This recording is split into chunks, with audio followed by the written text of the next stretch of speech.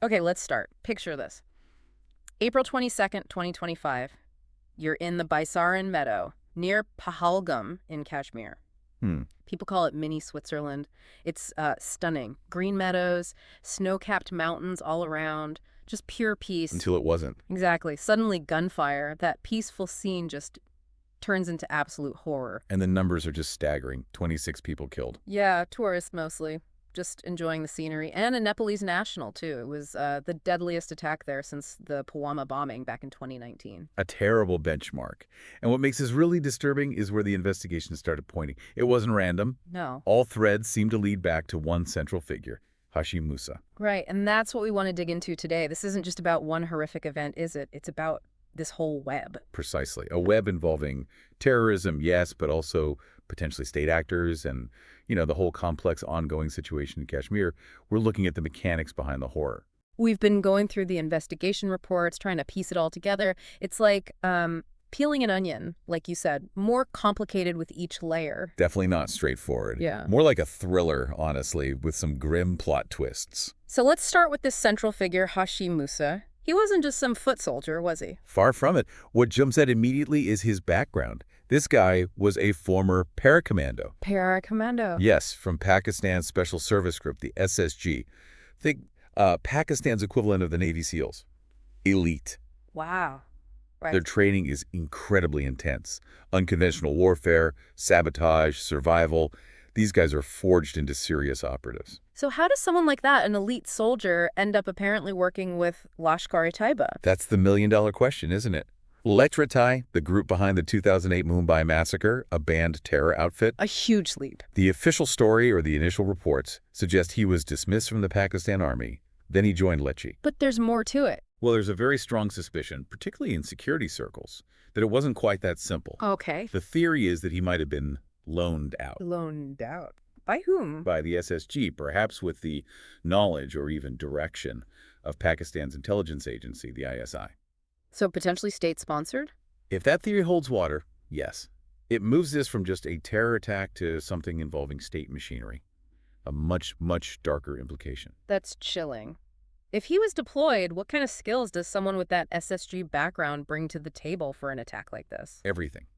His training is key. Guerrilla tactics, small units, surprise attacks, using the terrain. And the terrain there, the pure Panjal range, Yeah. it's tough. Extremely tough. He'd know how to navigate it. He'd be proficient with advanced weapons, M4s, AK-47s, plus hand-to-hand combat, survival skills. So he could operate independently, stay hidden. For extended periods. He wouldn't just be a trigger puller. He'd be capable of planning, orchestrating the whole operation. It suggests a high level of sophistication.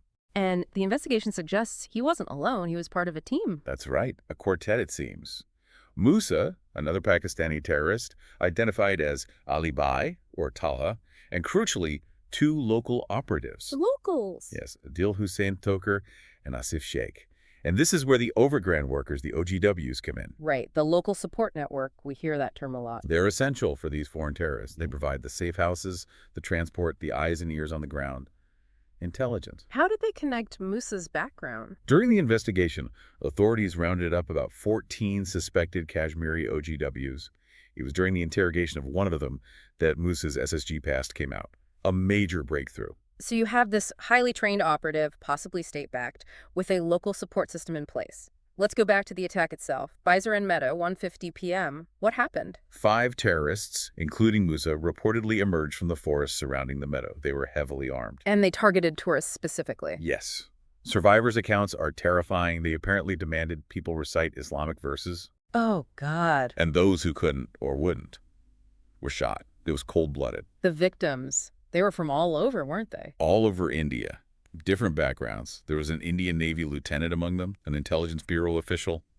Reports also mention a Christian man from Madhya Pradesh, possibly targeted for his faith. It wasn't random killing, it was targeted. That's profoundly disturbing. 24 tourists, the Nepalese national, and even a local pony handler who apparently tried to intervene. Yeah. A brave, tragic act. Who claimed responsibility initially? A group called the Resistance Front, TRF. They're seen as an offshoot of Lati. They put out a statement opposing non-local settlement. But then they denied it. Correct. They later retracted the claim. It's a common tactic. Creates confusion, maybe tests the waters, avoids immediate backlash. Strategic ambiguity. After something this big, the investigation must have kicked into high gear. The NIA took over. Yes. The National Investigation Agency stepped in around April 27th. That signals the seriousness.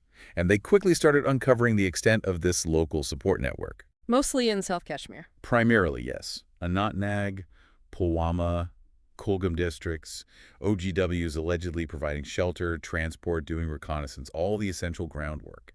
And you mentioned earlier attacks potentially linking back to Musa. That's a significant part of the ongoing investigation. There were incidents back in October 2024. Where were those? Sonamarg, where laborers and a doctor were targeted, and Budapathri, where several soldiers were killed. And the suspicion is Musa was involved in those too. Yes.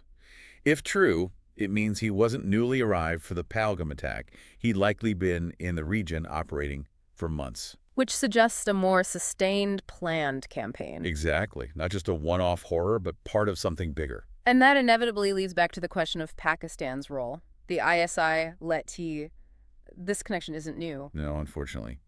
Accusations of ISI backing for groups like Leti have been around for decades. It's a constant point of friction and concern. But having a former SSG commando like Musa directly involved, that really dials up the concern, doesn't it? It absolutely does. The idea that he might have been deliberately deployed by the Pakistani state, working with Leti, that's a major potential escalation. A direct state link to the terror attack. Was there anything else around that time, any political context that seemed relevant? Well, the timing was interesting. Just days before the attack, April 16th, Pakistan's army chief, General Asim Munir, gave this speech really emphasizing the two-nation theory, the differences between Hindus and Muslims. And then, very shortly after, Leti commander Abu Musa, apparently no relation, gave a speech in Pakistan-occupied Kashmir calling for jihad in Kashmir. That close together. The speech and the attack. Yes. The proximity and timing definitely raises eyebrows and fuels speculation about coordination, or at least creating a conducive environment. Did the NIA find any concrete proof linking back to Pakistan? Physical evidence? Reports indicate they did find digital traces, things like communication trails leading back to known safe houses in places like Muzaffarabad and Karachi. And forensic analysis of evidence from the scene also reportedly pointed towards Pakistani operatives being involved. Which explains India's strong diplomatic reaction. Absolutely. Suspending the Indus Waters Treaty, that's huge. Closing the Atari-Wagah border, revoking visas, these weren't small steps. Even though Pakistan's PM offered to investigate if India provided proof. Yes, that was the official line from Pakistan. But India's actions showed they felt the evidence was already compelling enough to point fingers firmly. Let's circle back to the local angle for a moment. The OGWs. It's chilling how vital they seem to be for these foreign terrorists. They are critical. After Pahalgam, there was a massive crackdown. Over 2,000 people detained initially, mostly former militants, suspected OGWs. Did they get specifics on their roles? The interrogations painted a clearer picture. Take Adil Hussain Thoker, one of the locals allegedly in the attack team. He'd reportedly gone to Pakistan years earlier, 2018, on a student visa. And came back with Musa. Allegedly returned in October 2024 with Musa and others. His local knowledge, the paths, the people would be invaluable. And explosives were suspected to be stored at his house, and Asif Sheikh's too. So direct material support, it really shows how dependent these foreign fighters are on that local infrastructure. Completely. They don't know the terrain, the language nuances, who to trust.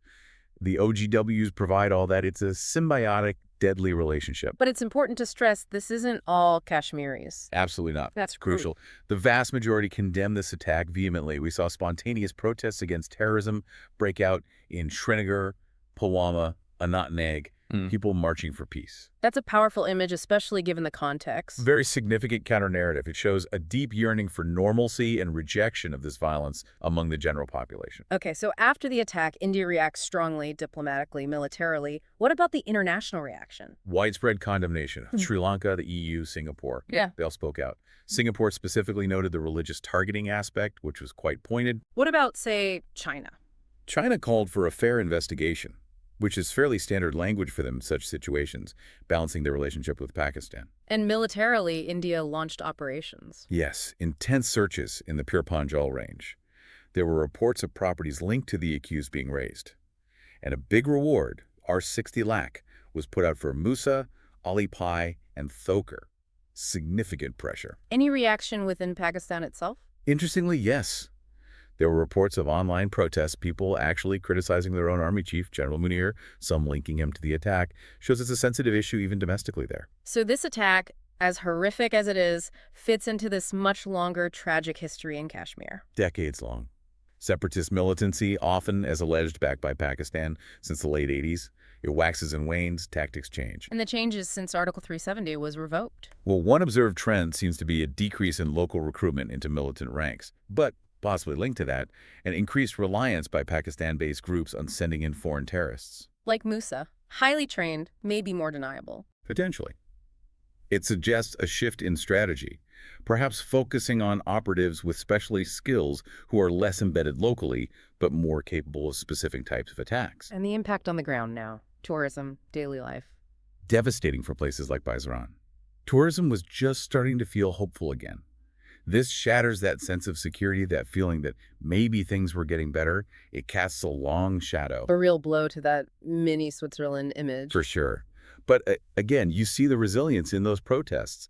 Kashmiris themselves pushing back against the violence, demanding peace. That's also part of the story. So as the hunt for Musa and his accomplices continues and the diplomatic fallout simmers, what we've unpacked here is, well, it's deeply troubling. It really is. The Pahalgam attack is a brutal reminder of the complexities, the dangers, the evolving tactics of terror in Kashmir. And the potential state involvement adds another deeply concerning layer. Absolutely. It raises fundamental questions about regional stability and international norms. So we're left watching the ongoing investigation, India's diplomatic efforts.